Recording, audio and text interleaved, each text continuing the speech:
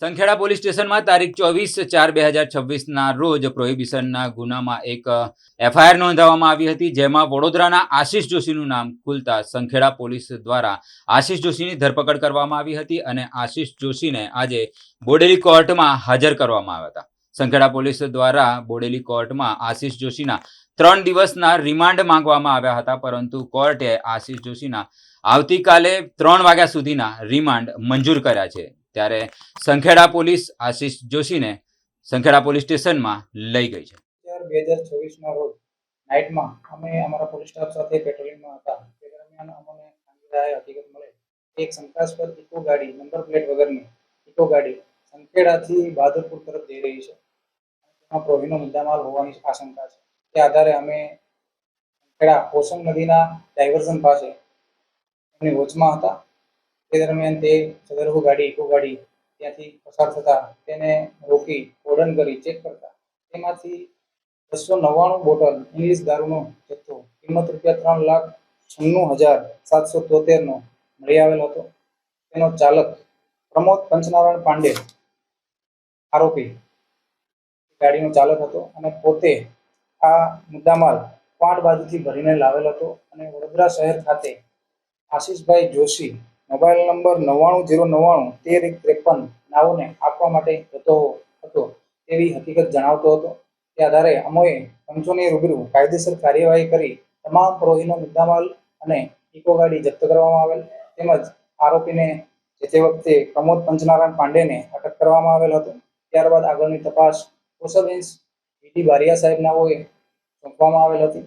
તપાસ દરમિયાન આરોપીઓના કોલ ડિટેલ્સના આધારે અમોએ સદરહુ 2 નંબર આરોપી આશિષભાઈ જોશીની પૂછપરછ કરવામાં આવેલી હતી. આશિષભાઈ જોશીનાઓએ બી તેમના પૂછપરછ દરમિયાન જણાવેલ કે પોતે જે આ 99099353 મોબાઈલ નંબર છે પોતે જ વાપરે છે અને તેમના પ્રથમ પ્રમોદ પંચનારાયણ પાંડે સાથે કોન્ટેક્ટ કોલ થયેલ હતા તે જણાવેલ હતું.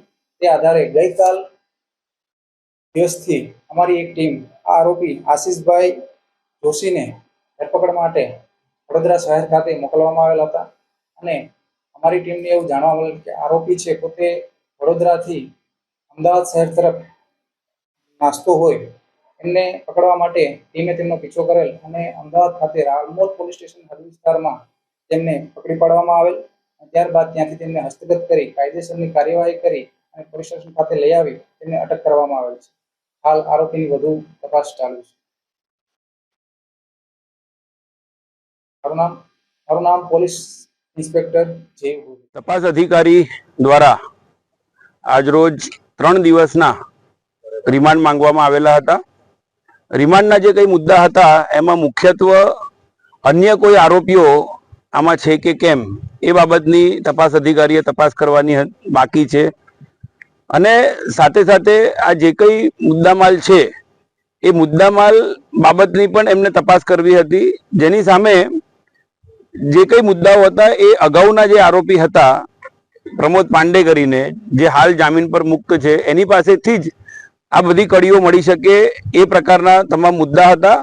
પરંતુ આરોપી પક્ષે હવે નામદાર કોર્ટનું ધ્યાન દોર્યું કે અમે જ ઉલટું સામેથી નાર્કો ટેસ્ટની માંગણી જ કરેલી છે અને ખરેખર જો પોલીસ સાચી તપાસ કરવા માંગતી હોય તો નાર્કો ટેસ્ટ કરાવી લે આશિષ જોશીનો અને આશિષ જોશીના નાર્કો ટેસ્ટના રિપોર્ટમાં જે કંઈ આવે એ તપાસના કાગળોમાં સામેલ રાખી લે અને એના નાર્કો કરાયા પછી જે આ કેસની અંદર અન્ય વ્યક્તિઓ છે કે જેમાં પંચ કહી દો, ફરિયાદી કહી દો અને બીજા આરોપી કહી દો, એ લોકોના પણ જો આ નાર્કો ટેસ્ટ કરાવવામાં આવે તો તમામ સાચી હકીકતો સામે આવી શકે તેમ છે.